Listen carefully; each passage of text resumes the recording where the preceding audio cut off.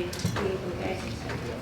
So I'm not like Mike, so I'm a little more of a reader, but I want to make sure I say certain things. So it's truly been an honor to get to meet each of you this weekend. I care a lot about you and your businesses, and I want to see you succeed in every way. I will share some things from our experiences and that I hope will encourage and challenge you. I'm always here for you to connect with on Facebook, Twitter, email, if I can help you. I don't know much, but what I do know, I'm willing to share. My talk will be focused on the mission. I'll be referring back and forth between what I'll call the number one, which would be the owner, and the number two, which will be the operator. And you can take whichever applies to you personally. So what is the mission? A mission statement is a brief description of a company's fundamental purpose. It answers the question, why does our business exist? The high view of Augusta has been to change the level of professionalism in our industry and to create a team that is inspired by the work they do.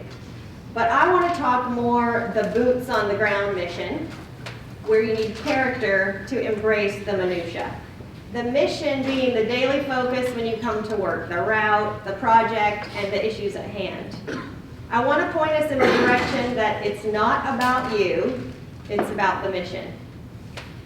And that will be more clear as we go along. So a little background about myself. Before I came to Augusta, I owned a janitorial business, and then I went into the medical field. I owned an in-home care business, and then moved to working at the hospital 6 nights a week on all the floors with a huge variety of caregivers and patients. 4.5 years ago, Mike called me and asked me if I would come to Augusta to be his office manager because I was someone he could trust. In my 2 small businesses, I didn't have a lot of business intelligence governing how I ran things. My strengths were communication with people, being organized, efficient, and I can grind for hours. The skills I lacked, Mike had. However, in the whole new industry and with a lot I didn't understand, I felt very insecure with my new position, and I've been out of my comfort zone since day one. But I learned to drive a tractor, a skid steer, load and drive dump trucks. For software, when I started, we used Lawn Pro, and then we moved to Service Autopilot. So there's different combinations of owners and operators. Could be a married couple, 2 siblings, 2 family members, or 2 friends. It's not typical to run a business with a stranger. For family of any kind, when there are issues that come up involving family related to the both of you, it can be challenging because if there is, say, a death in the family or another life event where both of you are deeply affected, it can impact the business.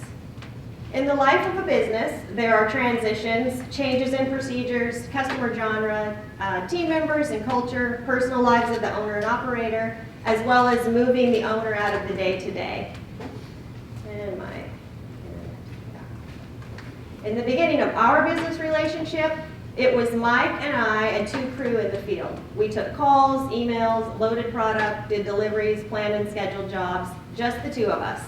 He met with the clients and did estimates, and I prepped and sent them. All this was the 2 of us working together, communicating all day. We still joke that we've got things covered 24 hours a day because he goes to bed about 2 a.m. and I get up at 3. So we still communicate 24 hours a day, constantly sending each other ideas and feedback and updates for our team. As time has gone on, we've hired more office staff to help me and an estimator to take his place. So you want to define the roles of the 1 and 2. True entrepreneurs are game changers. They disrupt industries. They have a reputation of trying 100 things, failing fast, implementing what worked, and moving on. Mike is a breaker and a shaker. I'm the operator who implements the ideas of his ideas and the changes made. As you can imagine, this can get chaotic and frustrating at times and cause a lot of friction when you have the fast-paced day-to-day of our industry. So you want to know what you're good at, and you want to know what you're bad at, and then you want to focus on what you're good at. If you are not really good with numbers and business strategy, but the other of you is, that is not a negative thing. One of you might be great with customers and creating systems. Maybe you're the more patient one with the team. Both of you recognizing these things and both focusing on what you're good at and dominating, you'll be unstoppable together. Once you have established your specific defined roles, it's vital not to cross over into each other's lane unless it's an emergency. If you're equal partners with someone, it's vital your roles are defined so there's accountability to know that everything is going to be covered. For spouses, there needs to be defined roles, who's doing what at home, who's doing what at the business, and in what time frames. If you're married, some couples make a pact to shut down business and do family at a specific time of day. Others love the game of business so much they just talk incessantly about it and they're always planning. So you need to decide what is best for you. So if you're the number 2 and you want to build confidence in yourself, when you're first starting out, what skills do you need to master in your position? So I'm coming from the angle that you really want to be supportive and amazing at your job. This is, if you believe in the number 1, maybe love them, you're all in and you're trying to build something great together. There's a book called Linchpin by Seth Godin. I highly recommend that book. It gives tips on becoming invaluable to a company, so much so that they could not do without you, and that there is no amount of money that can be placed on you. To become that person who the owner can fully trust and depend on, you need to immerse yourself into what they have learned. You learn how they want things done, how they handle their customers, employees, and all business affairs. Remember, this is their baby. Their blood, sweat, and tears, they put into it, grinding it out, in most cases, long before you were around. So they will not relinquish any decision power or trust you completely until they have proof that they can do so. They have a lot of pressure on them that you don't know about at the beginning. Payroll, employees, growth of the company, and sometimes maybe even previous employees suing them. They need you to be the steady presence that they can depend on to always show up and have their back no matter what. A lot of times in the heat of the battle of the day, they can't fill you in, but they will later. They need to know that in that moment, you've always got their back no matter what. Again, we're focusing on the mission, that day's mission. It's got to go on, it's got to get wrapped up, and at times things are said that might come out wrong, but you just address it later, like get through the day. So for the number 1, when you first decide to hand off responsibility, it can be scary and daunting. Just start somewhere. You can make a list of what you can hand off. Phone calls, emails, invoicing, creating estimates. Say getting an office number and then have a voicemail on your cell with the office information, then discipline yourself not to answer it if it's a client. The number 2 will get those calls and contact you with their questions when the calls come in. Once you do that, don't ever go back to answering those calls on your cell. So if you do need to call them, you call them from the office from then on, if at all. There will be a ton of chatter between the 2 of you, and yes, it would be much faster to just do it yourself. At first, they will not do it as well as you. Just accept that they're going to mess up, and that's awesome because they'll learn. It's important that you use your power to lead them, not boss them. Another reason it's important not to go backwards once you've handed the task off is you can run into issues, say, when you hand off emails, for instance, and you're super busy and the owner jumps in to help, and he answers an email and it's signed with his signature. It's a game changer for the customer who now thinks they have personal access to the owner again.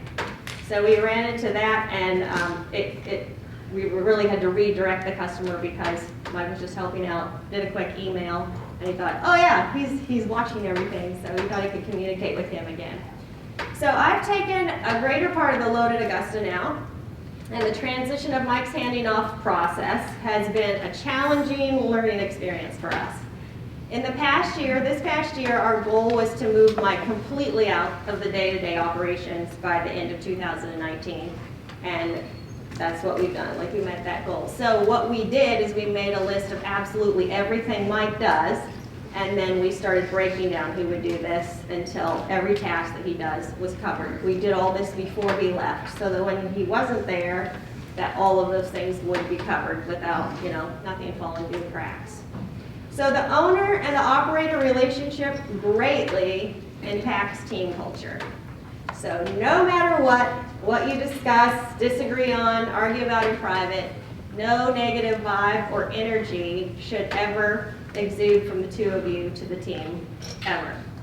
Your employees are grown adults.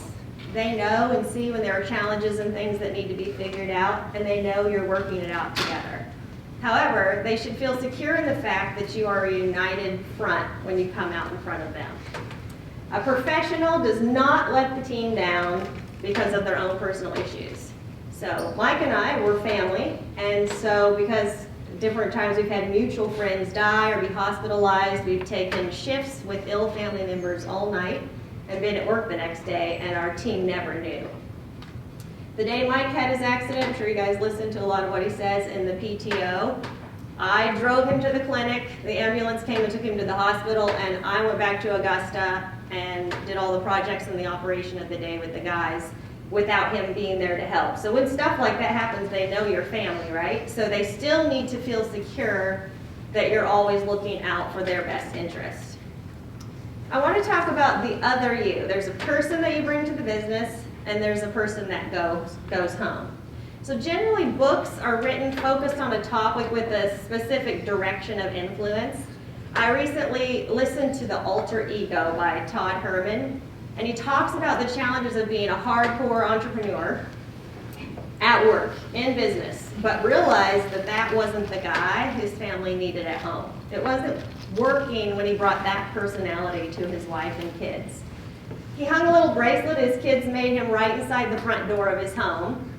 And every day when he walks into the house, he puts on this bracelet his kids made him to remind himself that he needs to become someone else for his family, the daddy and the husband that they need.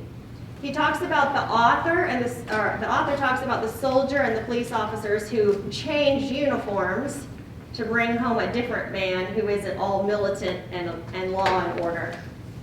There is value to the uniform you wear on the mission. In the book Stealing Fire, the authors speak about the Navy SEAL. They teach that when they put on their uniform, they enter an altered state and move together in a high-stakes hot zone where egos need to disappear.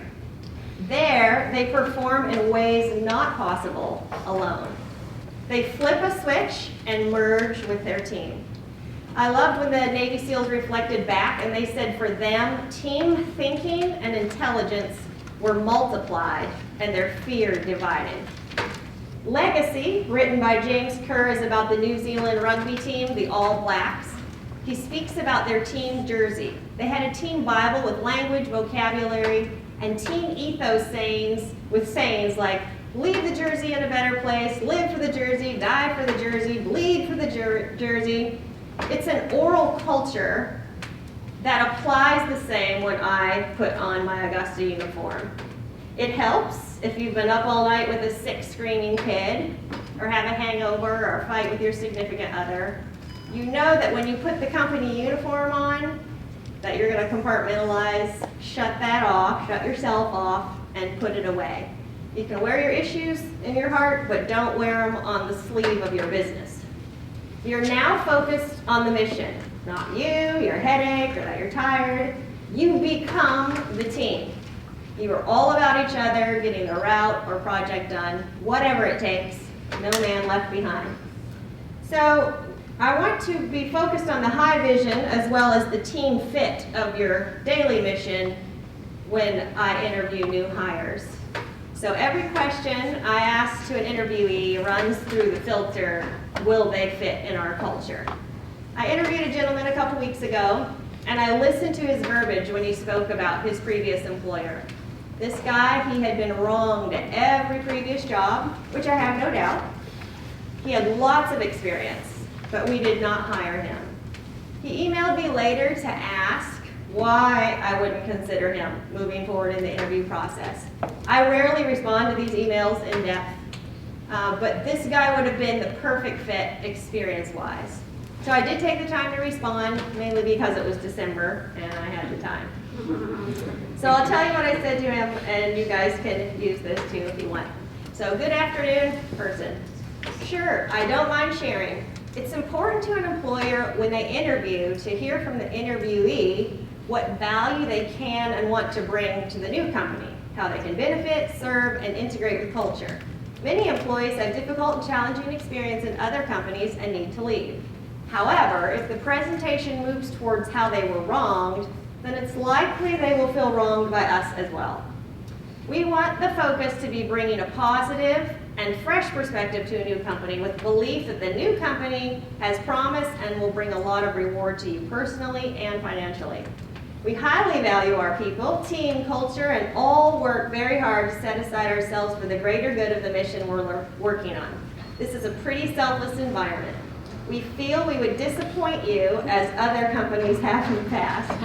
We think it is important that you find a better fit than us. So that was, I kind of call that a sweet slam. So maybe about that. Did he reply? Huh? Did he reply? Yeah. Oh, he did reply. If you ever need a project manager in the future, let me know. He didn't get the point.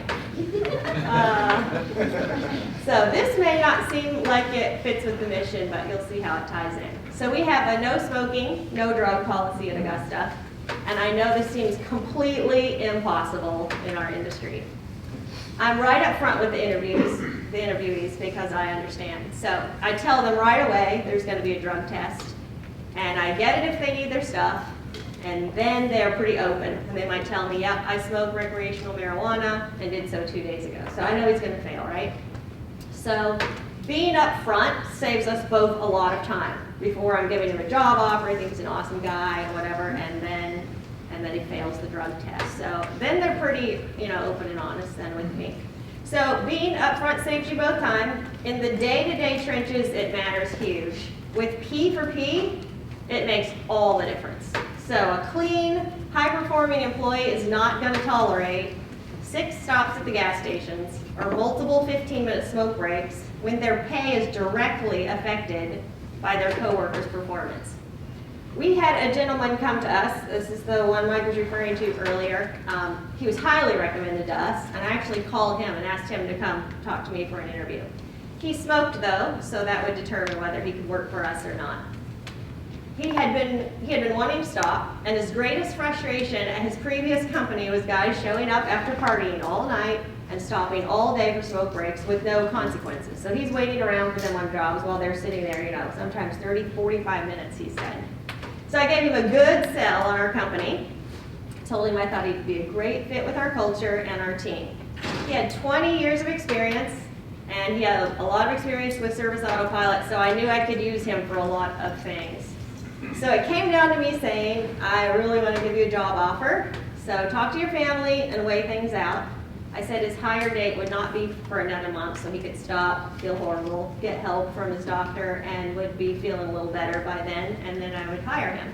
So I told him I would know if he wanted to move forward when his application popped into me, so I haven't seen it yet, but I'm still looking for it. So there's a few good people out there that would fit in your culture experience-wise, but they don't meet the other standards, the high standards that you've raised. So I really owe it to our guys to bring to the game the same exceptional people they are, or those we recognize to have that kind of potential. So it's important. A lot of us, this is difficult for us because we're always pouring out for all the other people, but it's important to take care of yourself. So owners, operators, and team members, we all have a story. Everybody has past challenges and victories, and the employees have come to your business for various reasons and at different junctures in their life's trajectory, obviously, because they made a career shift. So are you on meds for a chronic illness you have? Do you take narcotics from a previous surgery or injury? Do you smoke pot or need nicotine because it's the only thing that helps you cope? Do you show up habitually late with a hangover? Unfortunately, our personal habits do affect the people we work with. We are with the people we work with more than anyone, if you think about it. We owe it to each other to show up our best selves. If you have side effects from these things that you need, that cause you to lash out, be irritable, and annoy everybody around you, then you want to figure it out for your people's sake. Let's not make it a miserable experience for everyone around you. This is for all of us, owners, operators, and the team. If there are work culture issues, have some real straight talk about your systems, roles, points of frustration, and fix them with the input of the team. You eat the elephant one bite at a time. So if you do the hard work to change personally and together, I promise you're going to be a success together. So I speak from experience because of all the I'm sorry's I've had to say when I don't bring my best self to the mission. So this leads me to a topic that is really touches home and is hard to address. Speaking now back to the relationship of the owner, the number one, and the operator, number two. So I'm calling it the deep work, which you will all experience throughout your business and could have catastrophic results. I want to provide some stepping stones of success so you can be fortified and not stumble on this one. At some point, you will all be here. There's a book I'd like you to write down to read and listen to. And you've probably heard me say this before if you listen to me, but it's Extreme Ownership by Jocko Willink. I've read it 8 times, so it's a pretty good book. So as the number two learns more about the business, they've given their heart and soul, they start to experience new feelings. They now care deeply for the team, the customers, and the business as a whole. They are now as good as, or even better at some things than the owner. They have been in the background, dealing with the daily minutia and grinding it out with the team, which has got to happen. Like, we need the owner to step out and oversee the bigger picture to plan for the future. So the number two may start to feel some anger, jealousy that the owner is the only one always out in the front. They're in the limelight. They get the glory for all the work and the things that you're making happen for them behind the scenes. So you'll struggle with this for a minute, but need to come to a place of resolution sooner than later. So this is not always an issue for you. Here's the hard facts. They own the business. In the end, this is not your gig. If they hired you to come on as their number two, project manager, office manager, whatever, you're still an employee on payroll. Even though you feel you've given your heart and soul, blood, sweat, and tears, and made the business what it is today. If you cause enough grief, they'll want you gone. If you don't like it, you have the option to leave or shut your mouth and continue to let them lead as they see fit. To come face to face with this harsh, glaring truth will give some of you number twos a real gut punch. It can bring waves of envy and at times rage that in the end, you really are just an employee. If you owned the business, you would do things your way. They do it theirs. You are two separate people. There are no two humans that would run a business exactly alike. They call the shots. So there's a couple ways you can look at it. Number one, if you can make someone else's dreams come true, maybe yours will too. If you're facilitating the growth of a good place with a great culture, you have had an impact and made a difference. So acknowledge your value. Number two, start your own personal something that brings you fulfillment on the side that has nothing to do with the owner. Coach sports for kids, play in a band, join clubs or gyms with a genre of something you enjoy that has nothing to do with the work you share together. It's independent of the day-to-day, and it gives you validity as your own person. This is for the number two. When things are tough and you're mad and you want to leave what is a really good place where you make decent money, weigh things out carefully. Don't leave in a huff. Are you so proud that you'd leave this job for half the pay maybe and go somewhere else if there's no drive, vision, or team culture to do something great? Would it be the same elsewhere if you can't go deep and change? If you decide to start a side hustle, make sure it generates enough income to cover your current wage before you leave.